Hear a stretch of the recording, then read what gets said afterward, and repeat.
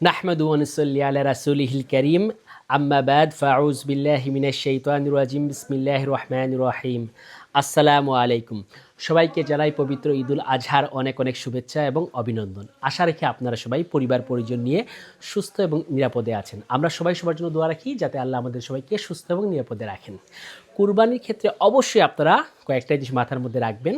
৩ ভাগ করে ১ ভাগ নিজের জন্য, ১ ভাগ আত্মীয়স্বজনের জন্য এবং ১ ভাগ আশেপাশে যত গরিব মানুষ আছে সবাইকে বিলিয়ে দিবেন। এবং অবশ্যই একটা কথা মাথার মধ্যে রাখবেন, কিছু মানুষজন আছেন যারা কখনোই আপনার বাসায় এসে মাংস খুঁজবেন না এবং তারা নিজেরাও কুরবানি দেন না। অবশ্যই আপনারা আশেপাশের এমন মানুষজনকে খোঁজ নিয়ে তাদের বাসায় নিজ দায়িত্বে মাংস পৌঁছে দিবেন এবং এটা হবে সবথেকে বেশি সওয়াবের কাজ। এবং কুরবানির পাশাপাশি আমরা মনের যত পশুত্ব আছে, যত গর্হিত কাজ আছে, ভেদাভেদ আছে, সব কিছু ভুলে যাই। ভুলে গিয়ে আমরা একে অন্যের পাশে দাঁড়াই। আল্লাহ সবাইকে সাহায্য করুক। সবাইকে ঈদ মোবারক।